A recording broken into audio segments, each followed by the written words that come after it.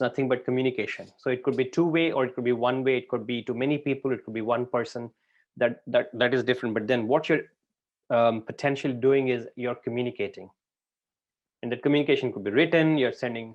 It could be through demos, workshops. You could be writing a document. You can create a mock-up, a sketch. You can send a chat.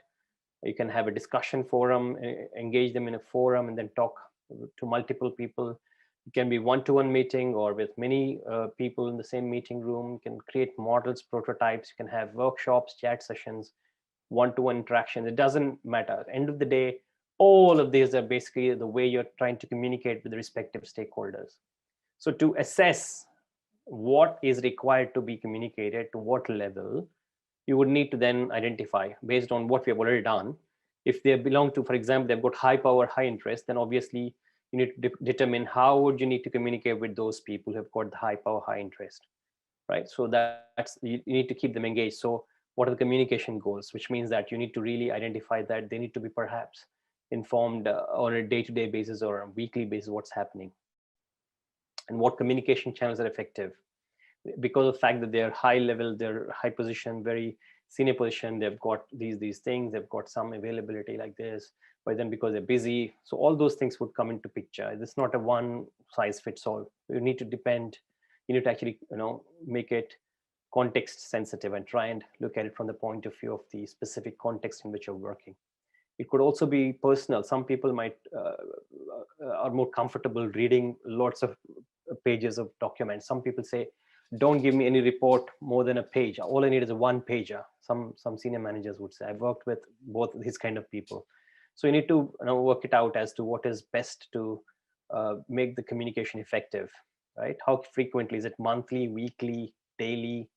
And identify the stakeholders. This is what we did, right? With the stakeholder wheel, internal and external stakeholders. What needs to be sent and what needs to be communicated?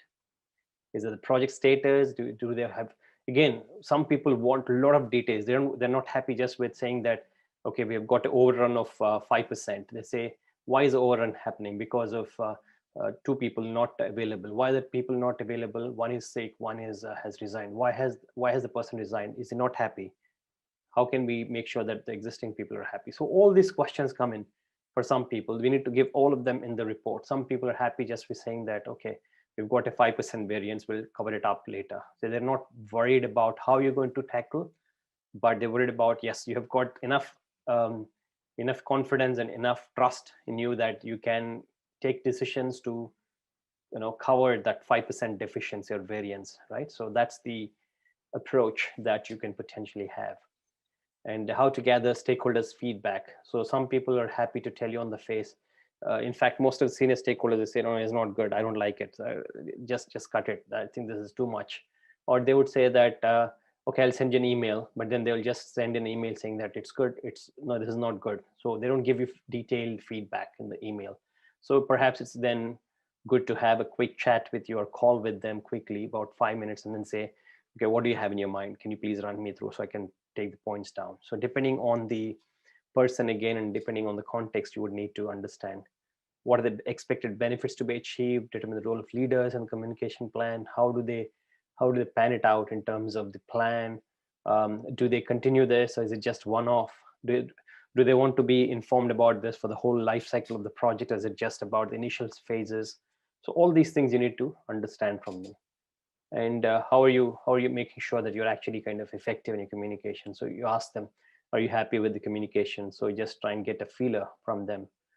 Is everything okay with the way we are doing the communication, or do you think we should have more meetings or less meetings, fewer meetings? So all of those things, right? So we can